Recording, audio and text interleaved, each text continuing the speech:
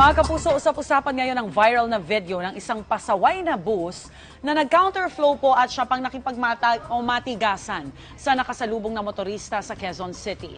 Pinapatawag na ng LTFRB ang driver ng bus. Attorney Gabby, good morning. Good morning. Napanood ko to, nakakainit ng ulo. Napanood ko rin ng slide. Ano ang mga kasong posibleng isampa sa driver, Attorney? Well, of course, unang-una dyan, merong administrative na kaso, di ba? At hindi lamang namimiligro yung driver, kundi pati na rin ang operator, di ba? So, merong posibleng suspension or revocation of license ang parusa dito. Or siguro ako, yun na yung gusto kong mangyari. Di ba? Kasi hindi naman dapat na meron tayong driver na isang public utility na ganyan ang inaarte. Diba, sa kalsada. Ngayon, pwede rin syempre, aside from the administrative case, pwede rin makasuhan ng kriminal ang driver. Yan ay, of course, yung resisting arrest or serious disobedience under Article 151 ng Revised Penal Code. Unang-unang isang MMDA officer or yung traffic enforcer ay kinikilala bilang isang person in authority. So, dapat lang sundin natin sila sa mga ganitong sitwasyon. Right. Diba? At saka yung fact na actually, pag pinanood mo yung video, talagang hinihinga na siya ng lisensya. Ayaw niya. Diba? Naglabas pa nga ng tubo eh. But Diba? can you imagine, gano'n naka-traffic, nakaalpas pa. Right. So, kailangan din siguro natin tingnan din naman si traffic enforcer.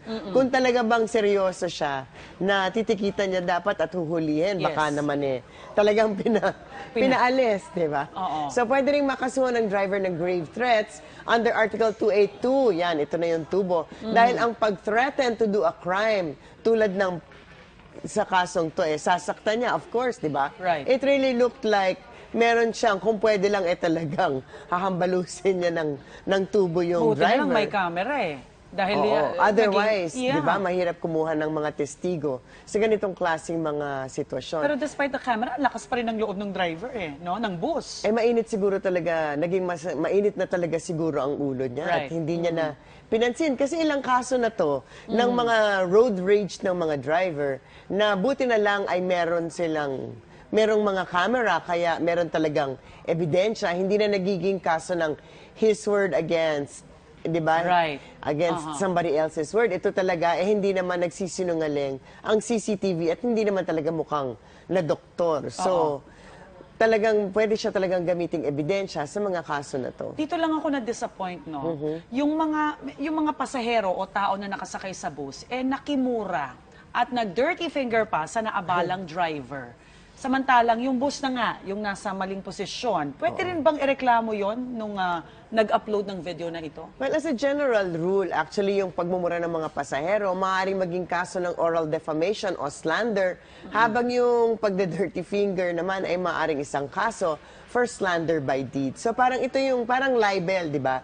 Usually kasi ang narinig natin libel, which is usually more public at maaaring written form sa sine, pampublikong pagpapalabas, na ang bottom line ay paninirang puri at pagsira sa reputasyon ng isang tao. Parang ganoon din naman yung slander by deed at ang oral defamation, na dahil nga sa mga salitang nasasabi o yung pagmumura o sa mga gestures, pinapahiya o naiinsulto ang isang tao. Of course, merong simple slander at may grave slander. In the same way na meron ding simple slander by deed at grave slander by deed na mas seryoso. So, depende sa circumstances ng kaso. So, maaring mas magaan o mas mabigat ang sentensya ng kulong. Although, kung ang pagmumura, di ba,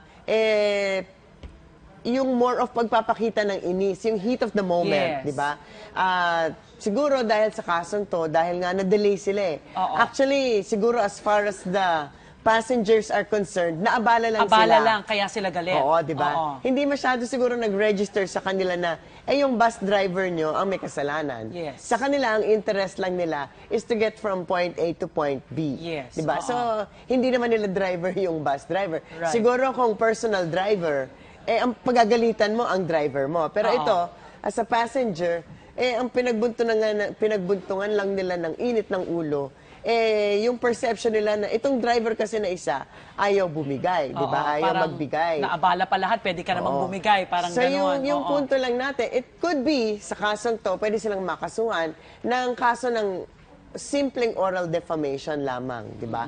Kasi, as a general rule, pag minura niyo po ang kapwa ninyo, ito po ay talagang isang kriminal na kaso. Although meron kasing mga kaso umabot sa Korte Suprema na kung depende sa kung anong murang ginamit, Oo. kung gaano karami ang tao, Yes, sino ba ang yes. people involved. Kung minsan sinasabi, huwag nyo nang pansinin yan kasi Oo. Baka naman yung expression mga lang, murang ganyan, mga heat of the expression moment. lang yan ng galit. It's nothing personal. Pero at the bottom Hindi siya line, nakakamatay. Parang oo, di ba? At saka hindi naman talaga directed at the drivers. Ito ay init ng ulo lamang, sobrang init ng ulo. Pero ang bottom line siguro natin, di ba? Yung magmura, tanggalin na natin yan. Hindi po porkit, mas lalo na sa mga batang nanonood dyan, hindi po porkit Bawal. ginagawa ng matatanda ay dapat nating gayahin. Oo, Kasi nga totoo nagiging yan. license, Yes. pag nakikita natin, masyadong madalas nagiging license to copy for the younger ones. Well, it's not cool. Well, Diba? it starts at home. Kung ano man yung mga napapanood nyo sa telebisyon, no? Huwag nyo Disiplinahin nang na lang ng gayahin. magulang. At saka yung ganyang pagmumura kasi, di ba? It leads to graver consequences eh. Mamaya yung road rage na yan. Di ba? Nakakamatay ng tao. There are graver consequences. So siguro habang maliit pa, habang hindi pa siya umaalab, lumalagablab na apoy, embers pa lang, wag na nating ipagpatuloy pa yung init na ulo na yan. Kasi nga katulad yan, willing na siyang, di ba? Gamitin yung tubo dun sa driver dahil sa init ng ulo. Oo. So dapat sa umpisa pa lang. At saka kung nasa mali kayo, Yun ang i-correct maging- nyo na. Yun ang di ba? maging focus talaga. Disiplinahin itong driver, Nagkakaroon no? pa ng standoff eh. So siguro talaga, kaya ako yung personal na opinion ko, talagang tingnan po ng LTO kung talagang dapat bang ipagpatuloy yung driver. At Di itong, ba? yung rainbow, no? Yung operator din Oo, at kasi saka yung damay dyan. operator, kasi sa ilalim ng mga penalties and fines at sa ilalim po ng batas natin, yung hiring of discourteous drivers and conductors. Yes. Liability yan ng operator. At sa isang kaso, ang ginawa ng LTO ay suspendido kayong operator na yan kasi lahat ng drivers paparetrain namin. Aha. Which is Feb not a bad 15, idea. abangan natin yun ang hearing. Kauna-unahang hearing at kailangang Sana may lumabas mangyari. ang operator at ang driver.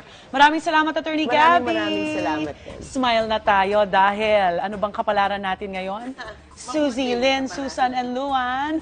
Kamusta si Gemini?